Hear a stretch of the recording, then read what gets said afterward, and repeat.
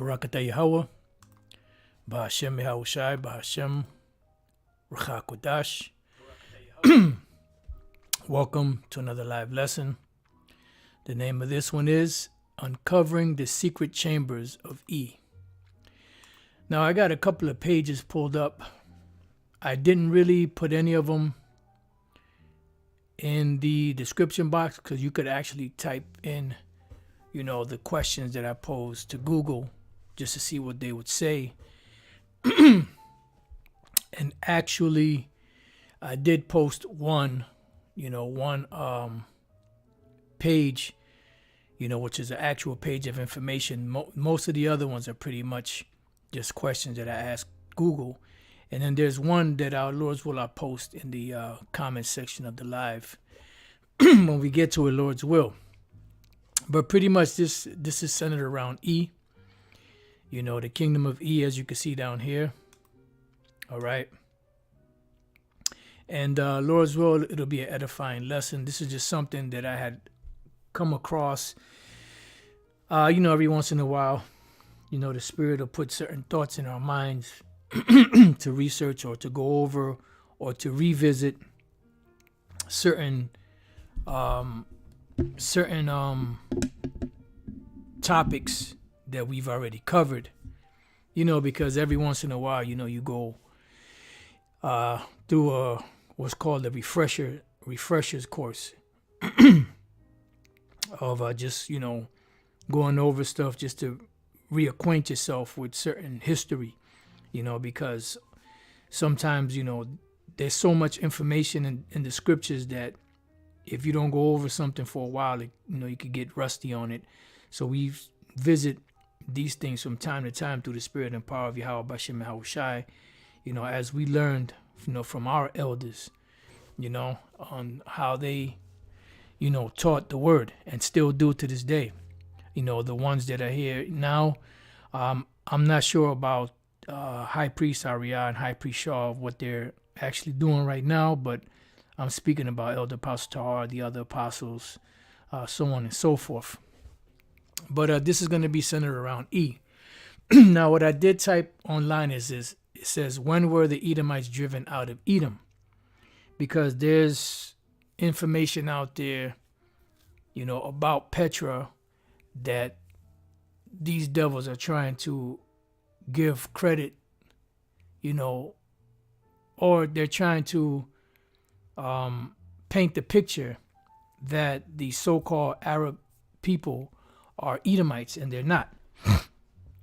But when you look at where Esau is located, and when you look at the land of, the so-called Arabs which come from Ishmael, it's so close together that it was easy for them to pretty much lie to those people out there that don't have a clue or have never heard of the name Esau or Edom. And this is, whenever you hear anyone out there outside of the Hebrew Israelites that come from one west speak about Esau or Edom, they more than likely heard it from one of these camps that stem out of one west, because no one ever that I've ever known, out there in the world, no so-called Christian church or so-called pastor or whatever the case may be, have I ever heard mention the name Esau or Edom. Now them small hats, them devils, they mention it because they go into the Torah, the Tanakh and all of that. So, they've mentioned it, but outside, but you never really hear that. That's not a subject that you're going to hear frequent, because that is something that they're trying to hide from. But anyway, I put, when were the Edomites driven out of Edom? It says archaeological investigation has shown that the nation flourished between the 13th and 8th century BC and was destroyed after a period of decline in the 6th century BC by the Babylonians. And they really don't give you much information, concerning or pertaining to Edom, right? So I posed the question again, and I got more information. It says, then this one here says, what ethnicity were the Edomites, unlike the Herodians, whom they displaced and replaced, right? That was the Horites. the Edomites were a Semitic people who belong, which they are Semitic or Shemitic, but they are not Shemitic Hebrew Israelites. They are Shemitic Hebrew Edomites, who belong to the waves of Semitic or Shemitic migrations from the Arabian Peninsula to the Fertile Crescent, such as the Amorites, the Canaanites, and the Arameans. So they do live in that area, in that so-called, what they call the Arabian Peninsula. But you see how they pushing that narrative when you look up Esau or the Arab people, the progenitor of the Arabs. No, the scriptures tell us that the progenitor of the so-called Arabs are the Ishmaelites. But seeing that their land is in the same region, the same area as the Ishmaelites, they're trying to say that the Ishmaelites are, the Edomites. All right, now let's move on to the next one. What year were the Edomites destroyed? Kingdom of Edom. This comes from, right, so it says Edom, conquered by the Hasmonean dynasty circa 125 BC. And like I said, you get little bits and pieces here and there, but you're not going to get the whole history. Now down here it says, what happened to the Edomites in the Bible? Edom and Moab were later conquered by the Nabateans, which the Nabateans are Arab people, Bedouin priests, so on and so forth.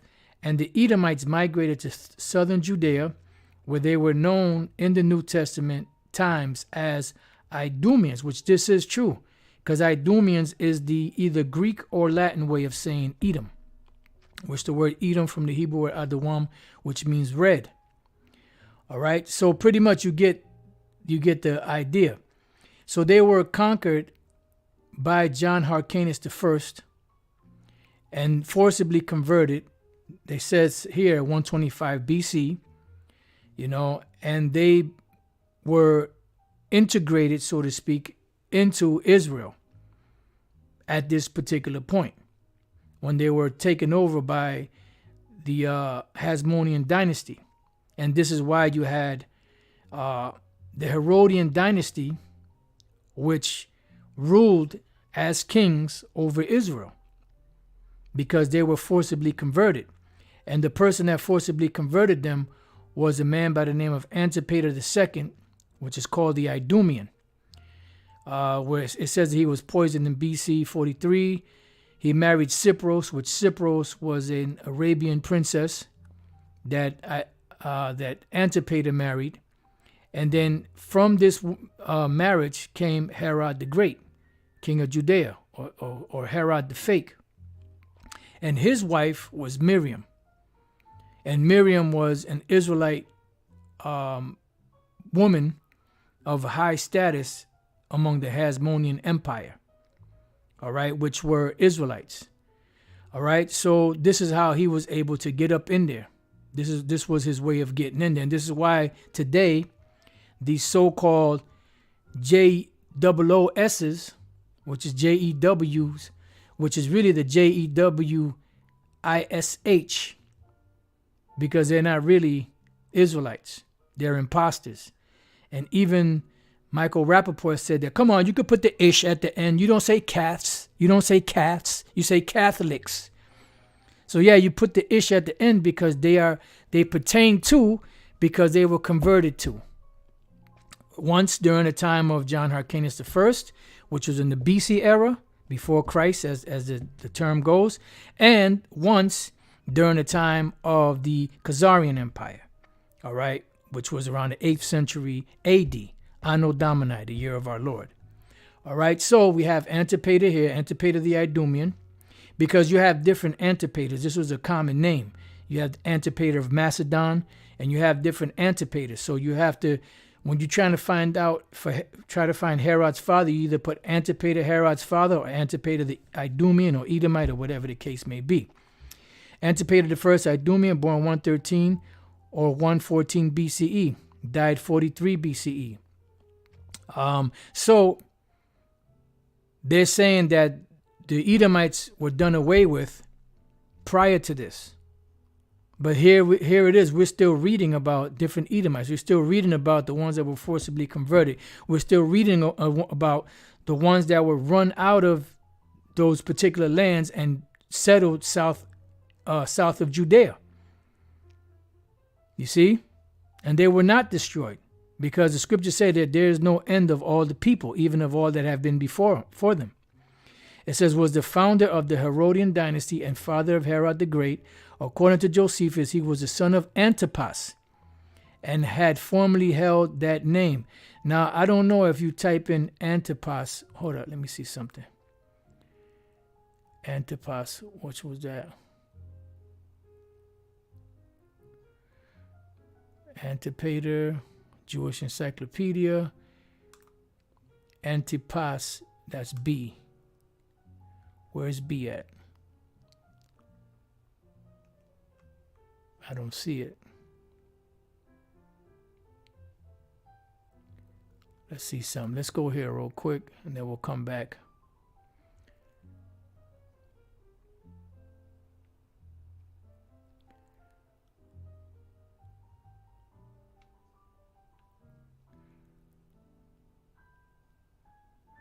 Right, so Antipas was the first, Antipas, which is the father of Antipater, was the first to be converted to so-called Judaism.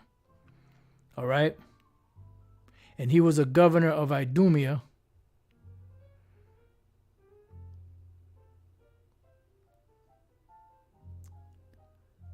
You know what? I will have to do a little more research on that, because I know Antipater was in there, but Antipater, if they were conquered in 135 and 125 AD, he was born 113 or 114 BC, so he was actually born after the conversion.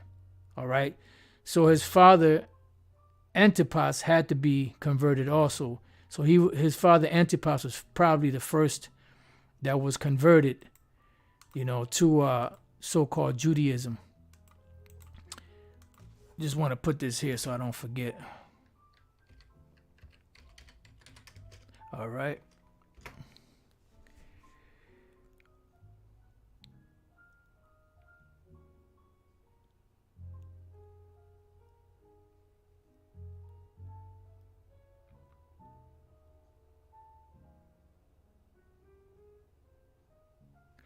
All right, so I will have to go back and check that out. All right, so it says, according to Josephus, he was the son of Antipas and had formerly held that name, a native of Idumea, a region southeast of Judah, in which the Edomites settled during the classical period. Antipater became a powerful official under the later Hasmonean kings and subsequently became a client of the Roman general Pompey the Great.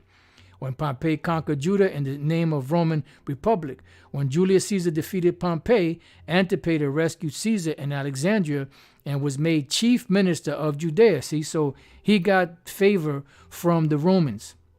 And eventually he was put into a prominent position in Israel, and eventually his sons got that title of king.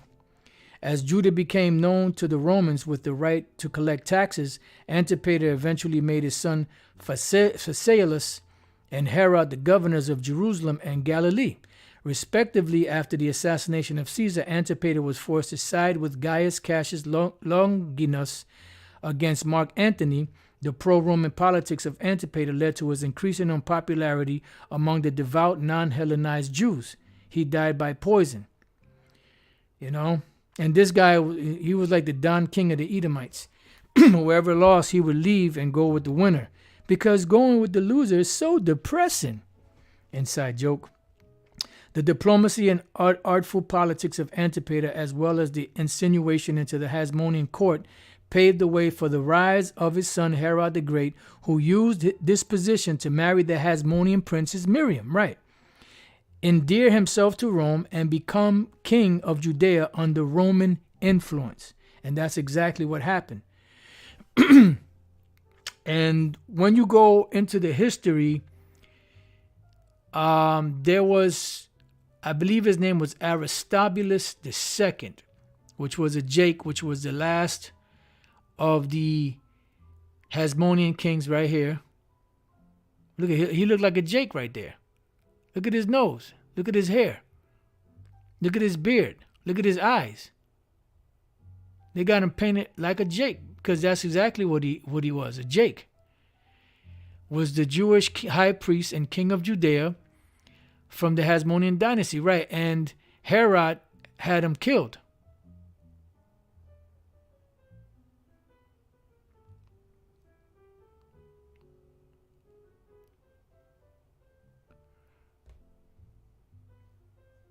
You know, so there's a whole lot of history on that. You know, and that's when this particular king, Aristobulus II, which was the last king, when he was killed or assassinated, that's what paved the way for the throne to open up to Herod, you know, and his descendants after him. So there's a lot of history here. All right. So the main article that I wanted to get into was this one, which this is actually posted in the description box of this lesson or this video. So bear with me 1 second. Take a sip of this water.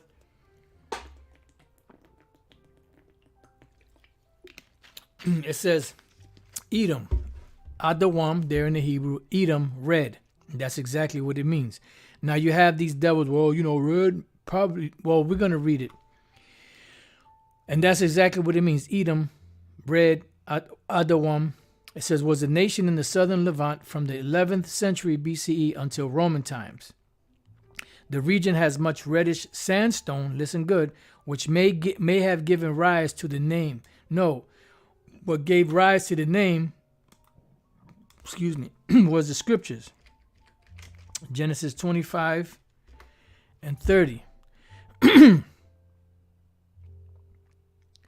And Esau said to Jacob, feed me, I pray thee, with that same red pottage, for I am faint. Therefore was his name called what? Edom. Adawam, red. So he wasn't named after the land, because this is before he was in that land. All right? So his name was given to him prior to him even stepping foot in that land. When he was still when the land was still called Canaan. All right? So let's go back. It says the nation's name in Assyrian was Udumi, in Greek Idumea, in Latin Idumea or Idumea. The Edomite people were a Semitic-speaking tribal group inhabiting the Negev desert. Yeah, because they were a Shemitic-speaking people. They spoke Hebrew. And in the Negev desert, the word Negev or Negab means south. And the Avara Valley of what is now southern Israel and adjacent to Jordan. You know, so he was bordering, his land was bordering a lot of so-called Arab nations at that time. And that's why it was easy for them to say, well, Esau is the father or the progenitor of the Arabs. In the Hebrew Bible, Edom is a name given to Esau, in the as well as to the nation purportedly descended from him.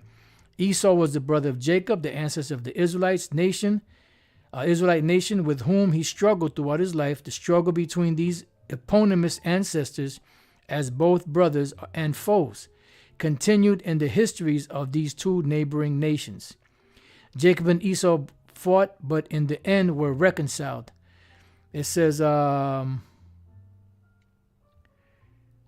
memory of that brotherly reconciliation continues in the later Israelite legislation. You shall not detest an Edomite. It does not mean detest. It means abhor, which means to avoid. And it's not talking about the Edomites. It's talking about the Syrians. But if it was talking about the Edomites, it means to avoid, to have them as an abomination. The son of the third generation who was born to them, blah, blah, blah, blah. Let's trying to see. There's another point in here I wanted to get. Okay. Occasionally, they would form an alliance. And there is some evidence that the early Edomites worship, they say Yahweh here, Yahweh. No, they did not worship the Most High. They are the wicked. The scriptures say, let favor be... Matter of fact, let's get that. Let's get that real quick. Isaiah 26. And since this other one came to mind, let's go to both of these. All right, so going back, Isaiah 26:10, it says, let favor be showed to the wicked. Meaning what? Let him be showed favor, and he's not going to, it says, yet will he what? Not learn righteousness. Why? Because it's not in him to learn righteousness. They are not a righteous people. They were deemed and created and fitted to be the wicked. So how can you try to make a wicked people righteous? Let's go to Jeremiah 13 and 23. Can the Ethiopian change his skin? The answer to that is no, not technically, but leave it up to the devil. Yeah, they can do it now, but technically they cannot change their skin. Or the leopard is spots? No, you never see a leopard walking around. You know what, man? I'm tired of these spots being in the same area. I'm gonna move them around and rearrange them because I'm getting bored with them. No. Then may you also do good. Then may you also do good that are accustomed to doing evil. To do evil, right? So you're not going to be able to do good because you're accustomed to do evil. Why? Because that's what you were born as. And the word lamawad or lamad means to learn. Taught, learned, disciplined, discipled, taught, accustomed to something. Yeah, to learn. Why? Because that's how they were born. Psalms 58:3, the wicked are estranged from the womb.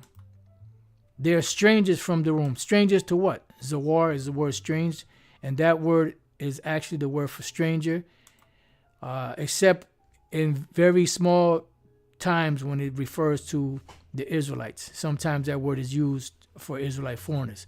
The wicked are estranged from the womb.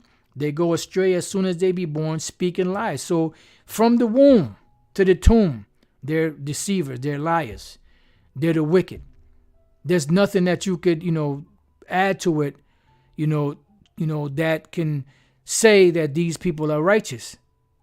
We're reading, let favor be showed to the wicked, yet will they not learn righteousness. I'm going to read a couple of these precepts. Psalms 10:4.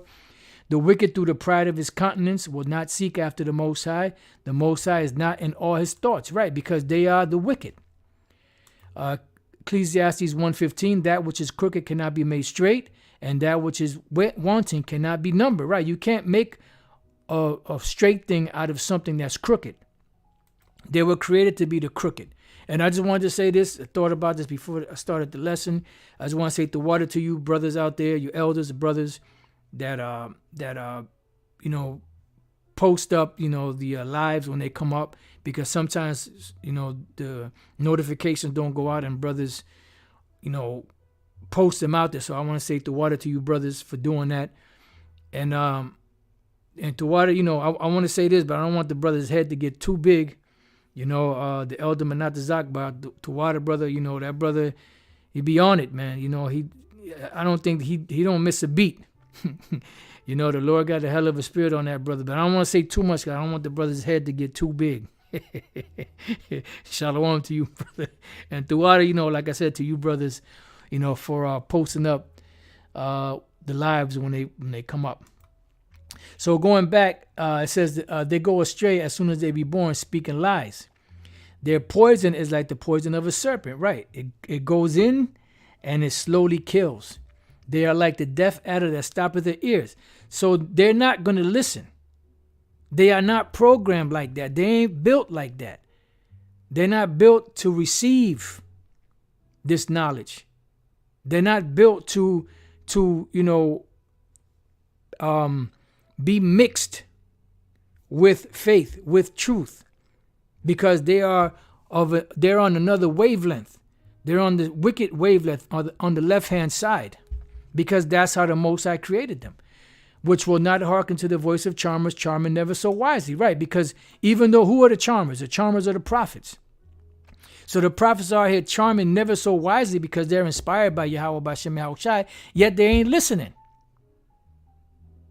This is why the rich man, when he died in the parable, he said, send someone back from the dead, because they'll hear him. And what did the Lord say to him? No, they have Moses and the prophets, let them hear them. Because they're not going to listen. They ain't going to hear it. They ain't going to accept it because they were not built like that. They were built to be the wicked. So just sep it, man. So it says, Isaiah 26:10, let favor be shown to the wicked, yet will he not learn righteousness. They're not going to learn it. They're not concerned with it. It doesn't float their boat. It doesn't excite them. It doesn't, thrill them. It doesn't move them. But now let something wicked come up and they'll be all hot and bothered behind it. Because that's where their power emanates from. I'm going to read this one right here. Daniel 12:10. It says, many shall be purified and made white and tried. But the wicked shall do wickedly, and none of the wicked shall understand, but the wise shall understand. So they're not going to understand. Let me read this one real quick. Wisdom of Solomon 2:15. He is grievous unto us even to behold, for his life is not as other men's. His ways are of another fashion, right? And these devils, they refrain from the ways of Yahweh B'Shem Yahushai, because they are not in that ilk, so to speak, of the righteous. It says, in the land of uprightness will he deal unjustly and will not behold the majesty of the Lord, Yahweh B'Shem Yahushai.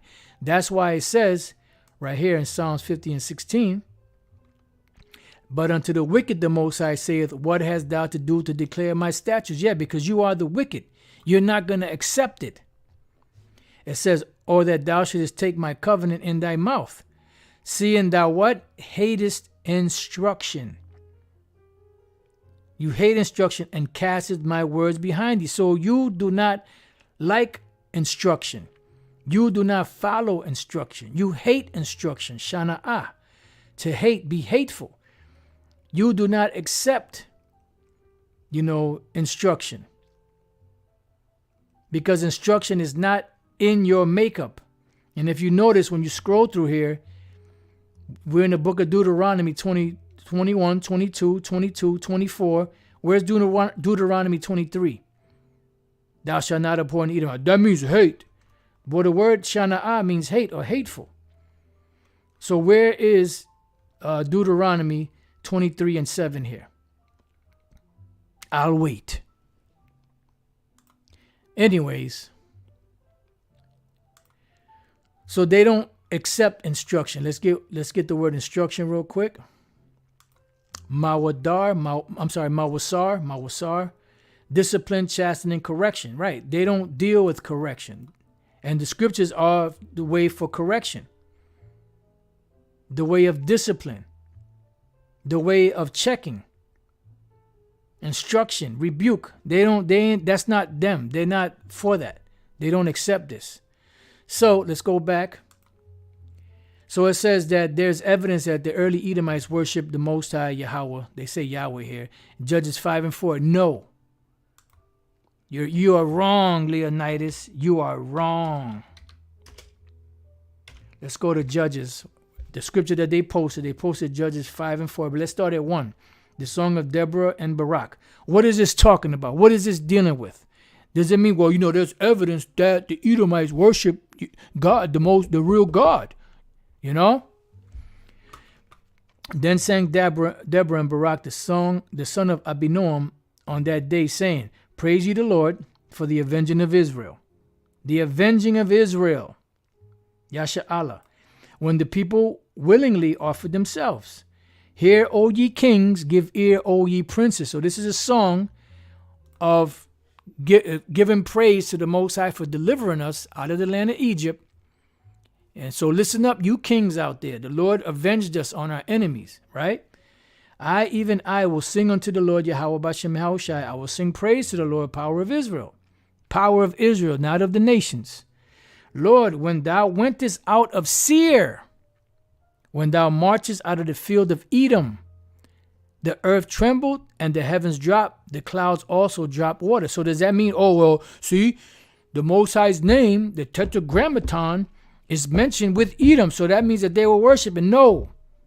That means that the ship passed by that way in guiding our forefathers through the wilderness. And the Edomites did not allow us to walk into their land. So if they were worshiping the Most High, why didn't they let us walk through the land? Because they weren't. The name of the Most High is dreadful among the heathens. And on that note, if Job was an Edomite, how come he didn't, if Caleb was an Edomite, how come he couldn't just step to them and say, listen, we brothers, man, won't you just let us come through here, for old time's sake? No, because he wasn't an Edomite. He was a Judite. Fucking devils will try to make you believe that Caleb was an Edomite. Yeah, he was an Edomite. Which I got some stuff that I ran across, a little while I was putting the lesson together. Lord's will, can't wait to get to it, But they'll say that, and then most people will just accept it. So here it is. Moses, right, sent, Moses sent 12 spies, one out of each tribe of the nation of Israel. He sent, the top men of Judah. The top men of Ephraim, the top men of Simeon, top men among the tribes. But when it came to Judah, there was not one Judite man that could fill that position or those shoes. So Moses had to turn to an Edomite. Fuck out of here, man. So this is not talking about that. It says the mountains melted from before the Lord, even that Sinai before the Lord, power of Israel. So this is talking about when the Most High came through the wilderness, passed through Edom, Mount Paran, in the deliverance of Israel from Egypt and the 40 years that the Lord caused Israel to walk in the wilderness and wander in the wilderness. This is no evidence that the Edomites worship the Most High.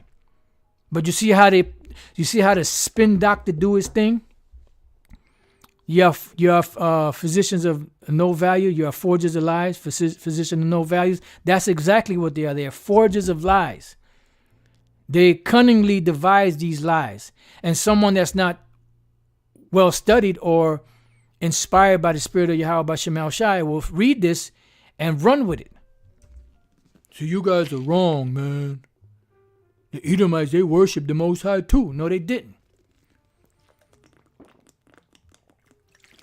They were forcibly converted, but they didn't worship the Most High. So this is a lie. Nevertheless, so we found out so far 2 lies. They said that he was probably or maybe called Edom because of the red stones of that region. And then when he worshiped the Most High, there's evidence. There's some evidence. No, fuck out of here. Nevertheless, from the time the Edomites refused the Israelites' passage on their exodus from Egypt, Numbers 20:14-21, relations deteriorated. And for the most part, these two peoples remained enemies during the biblical period of the kings. Edom was a vassal state of the kingdom of Judah, and they rebelled, pursuant to the prophecy. During the Babylonian exile, the Edomites took advantage of the situation to plunder Jerusalem and expropriate large portions of Judah's land. Right. And they got this land into their hand, and they got the land in their hand now. Let's go real quick to Psalms. Excuse me. And then I believe that's... Let me see something. Oh, not Genesis. What am I?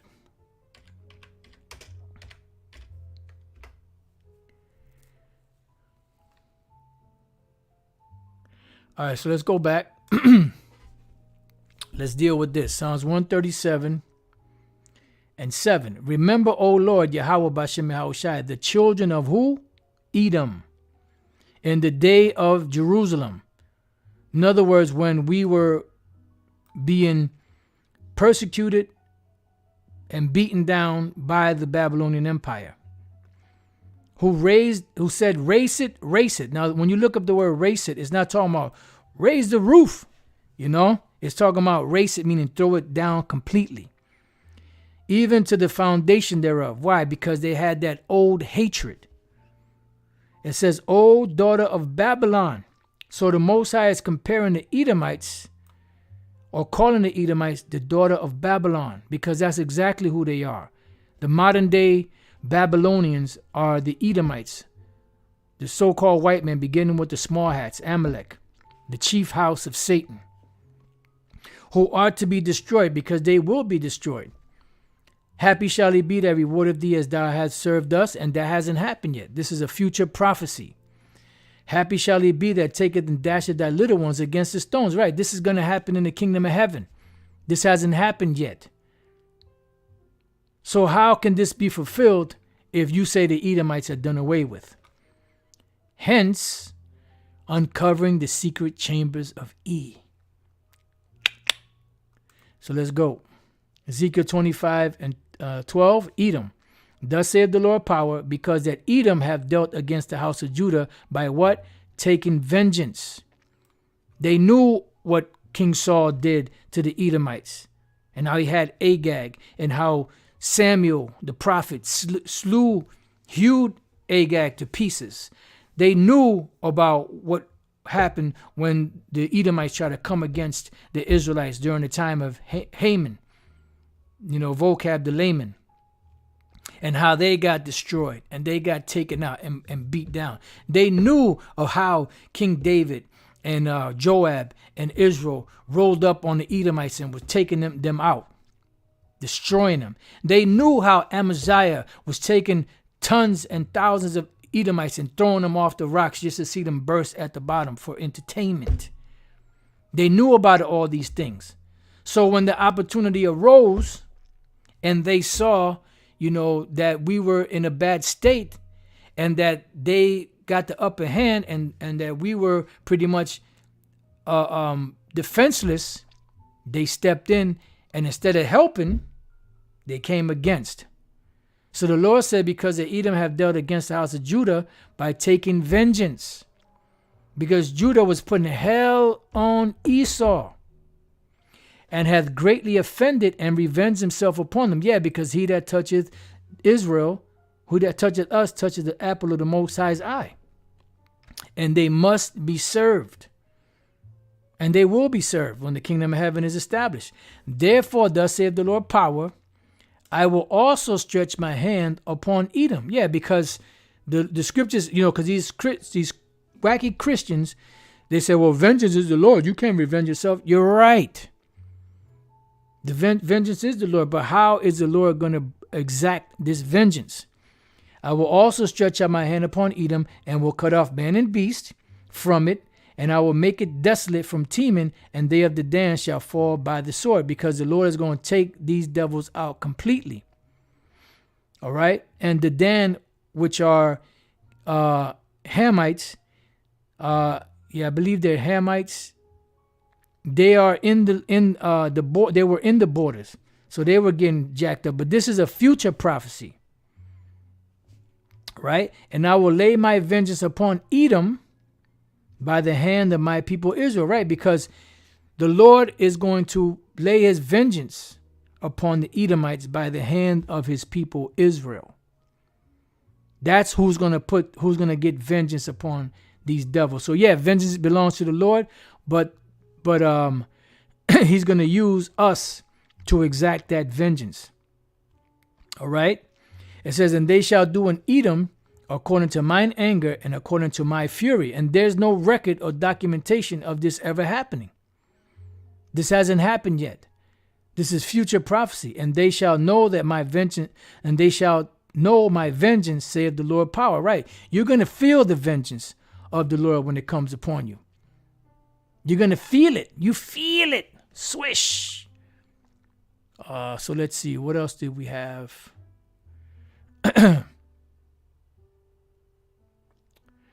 Okay, that was it. All right, so now let's go back. It says, this led to the particularly bitter feelings of the part of the Jews, so much so that in the Talmudic period, Edom became a symbol for the Roman Empire, the Jews' arch oppressor. Yeah, because the Romans were Edomites. The Greeks were Edomites. These other so-called European nations were Edomites. But they weren't being called Edomites because Esau was also scattered.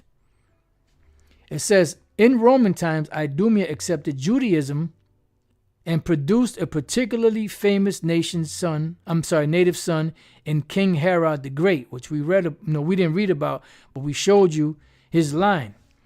And his royal line, Idumeans fought side by side with the Jews against Rome. They did. Possibilities for further reconciliation were dashed with the Jews' defeat in the Jewish-Roman wars, after which Edom also ceased to exist. No, they did not. They're still around, just like the Israelites are still around. They just ran just like the Israelites ran. But see, they'll say this, but then that's it. You just have to accept it because it's a part of Esau's curriculum. You just have to accept it. That's it. They're done away with. So where's the proof? What's my proof? What's my proof? You know? Oh, they just done away with. Okay, well, where's the proof at? Well, you just accept it. See, they don't like when you question them. All right, the Edomites, origins. Let's see what we got here. I'm trying to remember what else I was reading.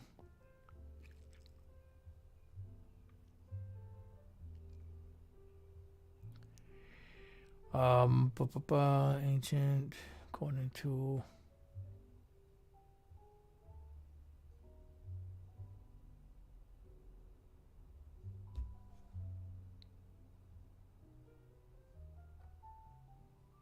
they're trying to push that again, that it had been a cultic site where they worshiped the Most High. No, they did not.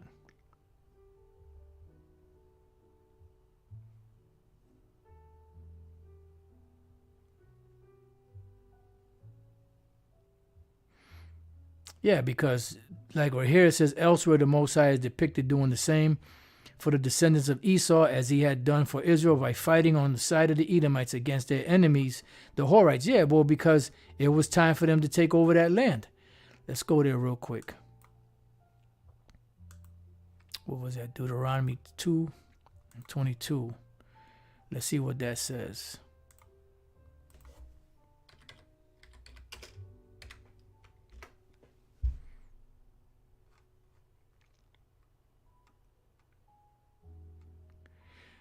Deuteronomy 2:20. That also was accounted of a land of giants. Giants dwelt there in old times, and the Ammonites called them Zamzumims. Yeah, you had the Rephaims. You had the Emims, and you had the Zamzumims, a people great and many and tall as the Anakims.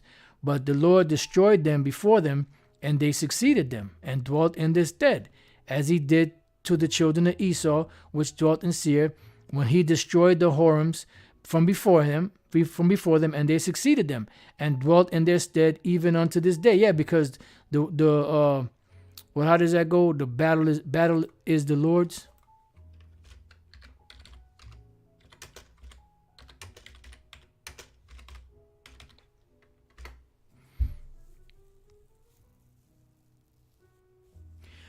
First Samuel 17:47, and all this assembly shall know that the Lord Yahweh Bashem Shai saveth now with sword and spear, for the battle is the Lord's, and he will give into our hands. Right. So the battle is the Lord's. Let's go real quick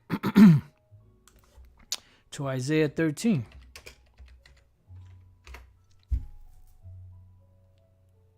And 4. The noise of a multitude in the mountains, like as of a great people, a tumultuous noise of the kingdoms of nations gathered together. The Lord of hosts mustereth the host of the battle, because he's the one that musters the battle. He's the one that puts down one and sets up another. What does that mean? That means that the Lord has to fulfill his words. That's it. And it just happened to be time for the Edomites to get up into that land. That's it.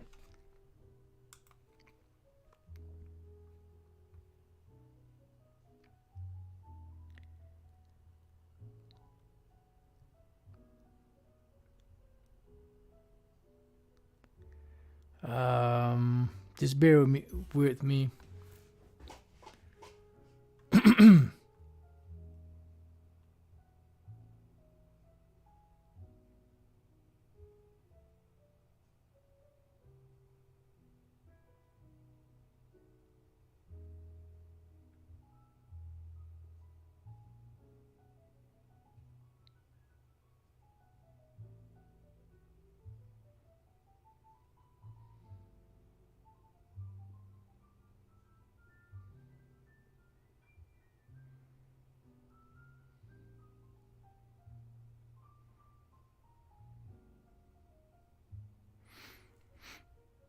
All right, you know what? I'll read a little bit of this here.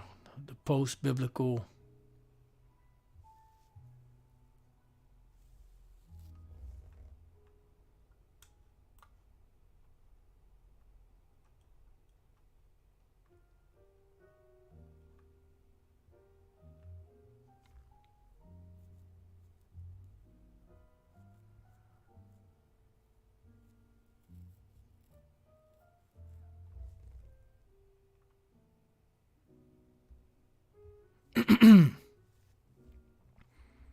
Yeah, because up here it speaks about the battles that they had with King Saul, then King David.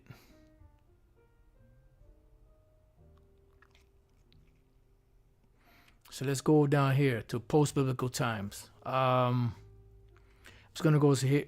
Go here. It says they prospered in this new country called by the Greeks and Romans Idumea or Idumea for more than 4 centuries. At the same time, they were driven by the Nabateans from their ancestral lands to the south and east. Yeah, and this is why they'll give so-called. They'll try to say that the Edomites are descendants. Or their descendants are the Arabs today. But then on the other side of their mouth, they say that the Edomites are done away with. You know, just shows you, the madness that goes on. It says, during the revolt of the Maccabees against the Seleucid kingdom, a Seleucid general named Gorgias, the Seleucid kingdom was a king that, the kingdom that reigned in what they call Coeli Syria. It was known as the Seleucid dynasty, and it was started by Seleucus I, and the rest of his descendants after them, which went by the name either Seleucus or Antiochus, So Gorgias reportedly ruled as governor of Idumea, because Gorgias, which was one of Seleucus' general, was an actual Edomite. Whether he was a Greek or a Hellenized Edomite is unknown. 2 Maccabees 12:32. He was an Edomite. He's an Edomite, Ak. Let's go to 2 Maccabees.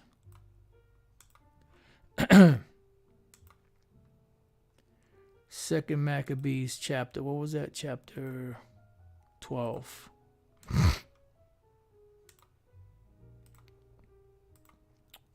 And verse 32.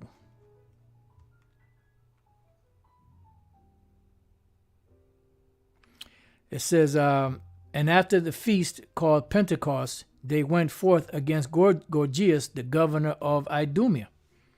He was a governor in Idumea. He's an Edomite, inside joke. However, some scholars maintain that the reference to Idumea in the passage is an error. The Jewish independence leader Judas Maccabees conquered their territory for a time. Around 163 BC, Idumea was again subdued by John Hyrcanus, 125 BC, who forced the Idumeans to observe Jewish rights and laws. They were then incorporated with the Jewish nation, though a second-class citizen. Yeah, because they knew that they were Edomites. And then when they became kings, in Israel, they were pretty much puppets for the Romans. The Hasmonean official Antipater the Idumean was of Edomite origin, right? He was the progenitor of the Herodian dynasty that ruled Judea after the Roman conquest. Under Herod the Great, Idumea was ruled on Herod's behalf by a series of governors, among whom were his brother Joseph ben Antipater and his brother-in-law Costobar. Herod's lack of popularity in Judea was in large part due to his Edomite origins, right? Because back then they understood that. Today it escapes people because of the centuries of lies that have been perpetrated. And this is why the historian Eustace Mullins used to call these people that were converts during the Khazarian Empire, he called them Turco-Edomites, because that's exactly who they are. They're Edomites. And they were of that Turkish stock of Edomites in that region, as well as the tyrannical nature of his reign. Immediately before the siege of Jerusalem by Titus, 20,000 Idumeans reportedly came to Jerusalem to fight on behalf of the Zealots who were besieging the temple. You hear Apostle Tara speak about that all the time.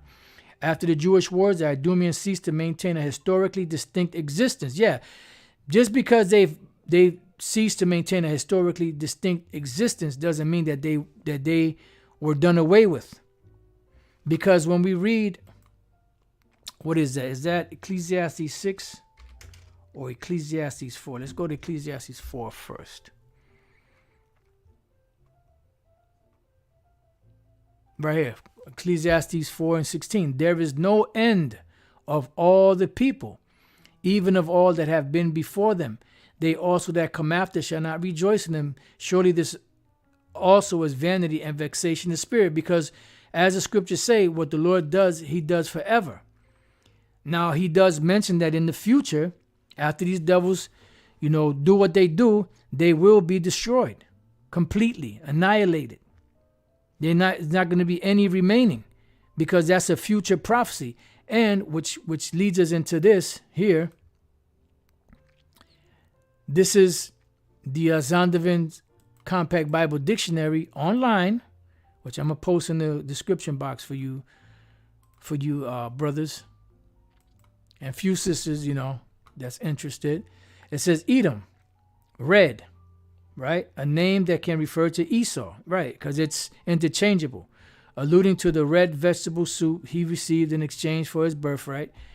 In Hebrews, it says there was meat in it.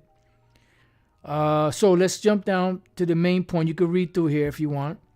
But the main point is, Saul fought.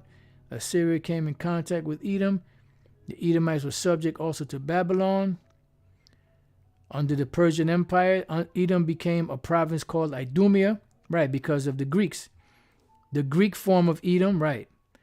In 325 BC, an Arab tribe known as the Nabateans conquered the eastern part of Edom's territory, right. And that's what you have here in this depiction. Where is it? Right here, you have Nabatu tribes. So they were bordering the lines of Edom, and eventually they moved them out.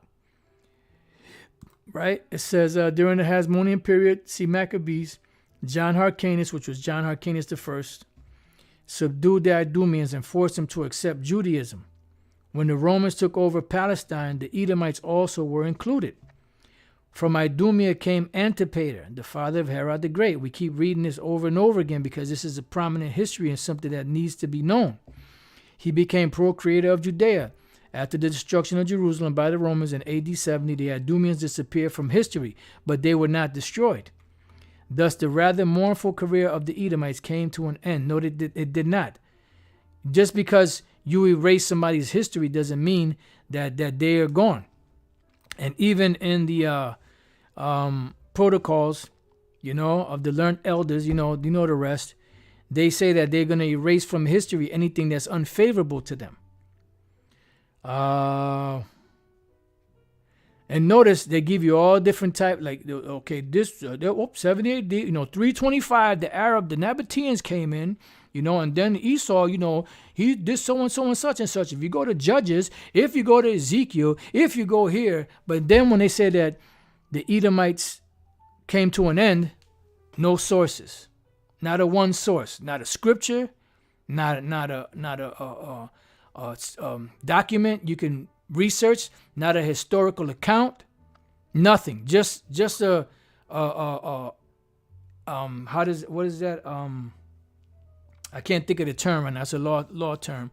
I can't think of it right now, but pretty much just empty. The Edomites came to an end, and that's it. Case closed. No.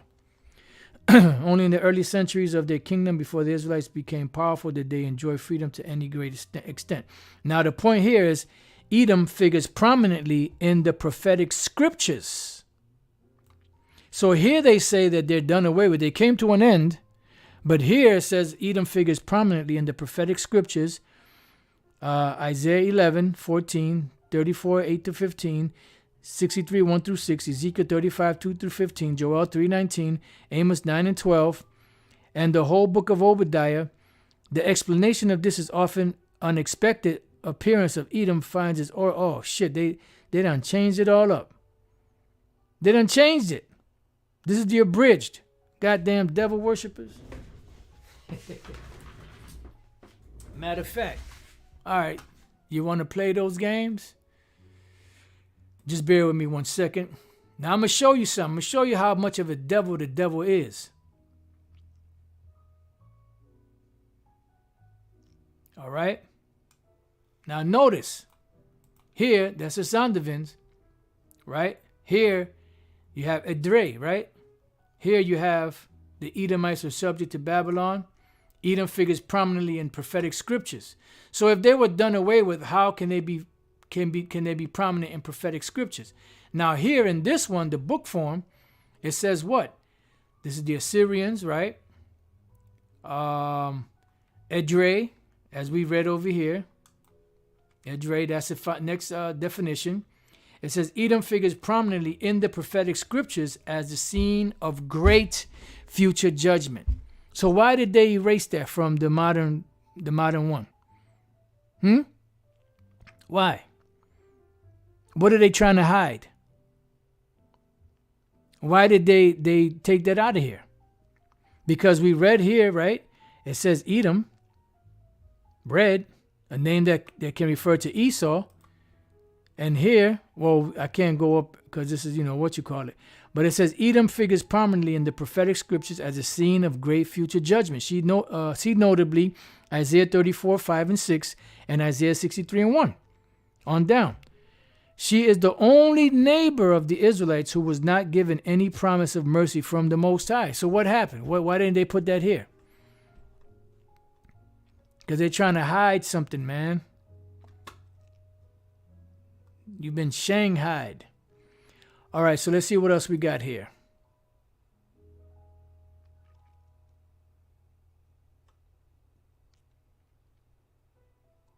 My religion, they speak about Quas.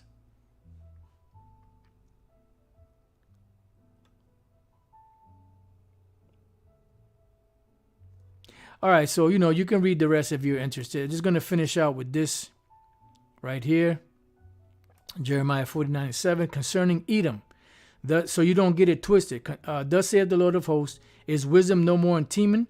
Now Teman, the modern day Temanites today would be the so-called German Edomites.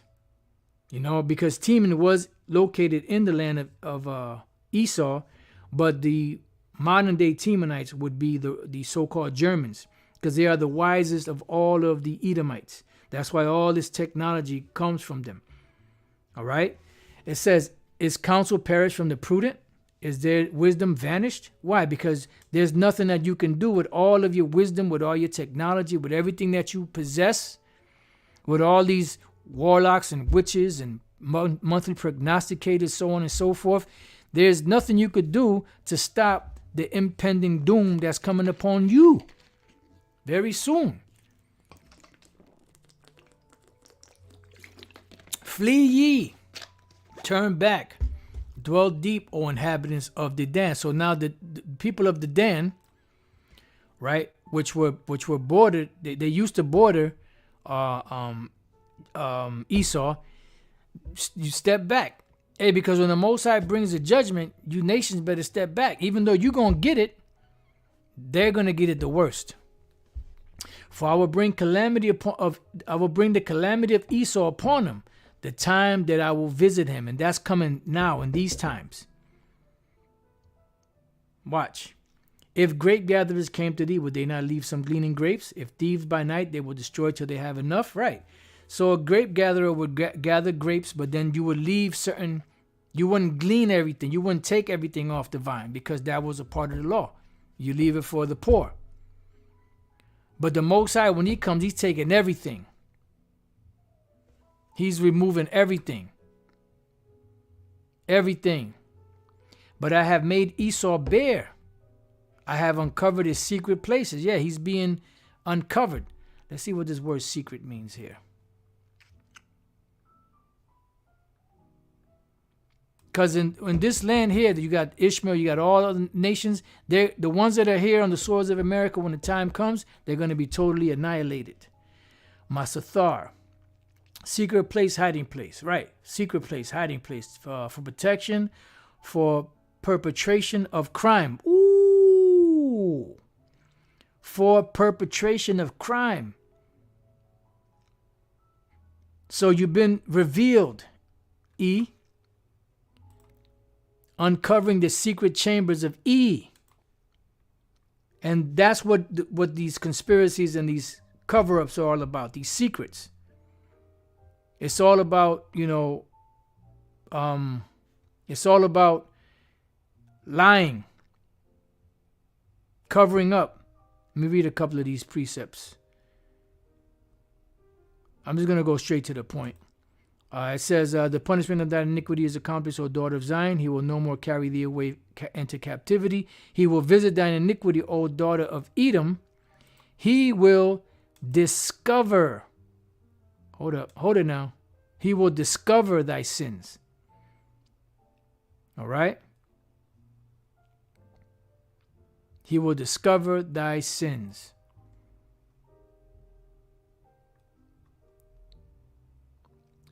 Luke 12:2, for there is nothing covered that shall not be revealed, neither hid that shall not be known.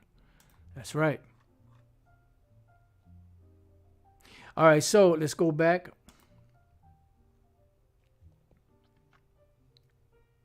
But I have made Esau bare, I have uncovered his secret places, right?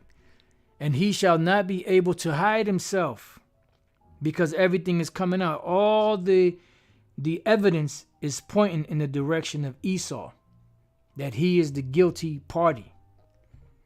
Everything, when you read the scriptures, everything in there that has to do with Esau and prophecy is all pointing to the so-called white people, beginning with the Amalekites.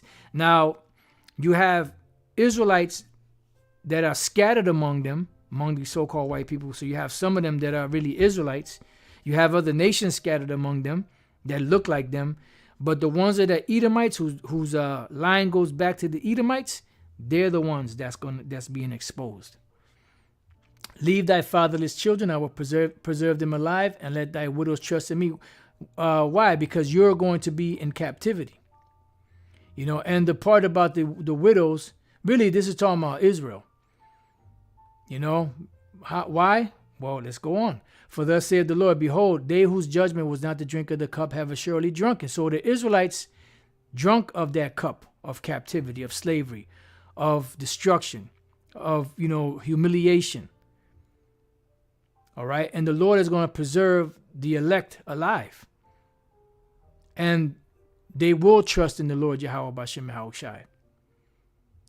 It says, and art thou he that shall altogether go unpunished? So here it is, we, the beloved nation of the Most High, caught hell from these devils. And are you going to be the one that's going to go unpunished? No.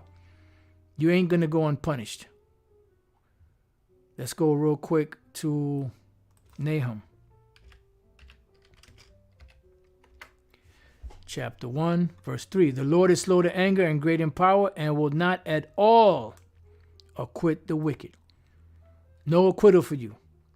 No clemency, no forgiveness, nothing. Brother put the scripture up earlier in Hebrews, the 12th chapter. It says, thou shalt not go unpunished, but thou shalt surely drink of it. Read the whole book of Obadiah. It tells you that they're going to drink it. They're going to be forced to drink it. They're going to drink it down. You're going to be gulping it every day, huh? Inside joke, but true. For I have sworn by myself, saith the Lord, that Basra shall be a desolation. And Basra was the capital city of Esau. And they're going to be a desolation, which is America. That's a code name for America today. Like Babylon the Great is a code name for America. And others. A reproach, meaning a shame, a waste, and a curse. Right, this place is cursed.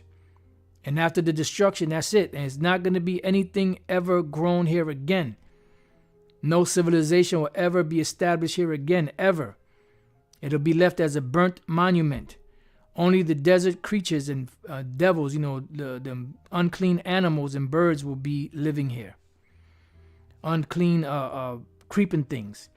And all the cities thereof shall be perpetual wastes. Never be inhabited again. It's not talking about the land of Israel the land of Edom, because the Nabateans and the people that live in those lands right now, what is that, Lebanon and that, if I'm not mistaken, they're there. Those lands are still inhabited. It's not talking about ancient Edom. It's talking about America, Babylon the Great, the modern day Basra. And it brings that out in Isaiah the 34th chapter. What you read, that is a figure, Edom figures prominently in prophetic scriptures as a scene of great future judgment. Isaiah 34, 5 and 6. And you can read that for yourself. It says, verse 14, I have heard the rumor from the Lord, and an ambassador is sent among the heathen, saying, gather ye together and come against her and rise up to the battle. For lo, I will make thee small among the heathen and despised among men. Right, and you are despised for your wickedness, for your underhandedness, for your corrupt ways, for your tyrannical ways, for your hypocritical ways. That terribleness have deceived thee, right? Because you came to a position by your sword where you became terrible. And you've been deceived by that. And that's why the nations can't stand your guts. The word is thapalatizach.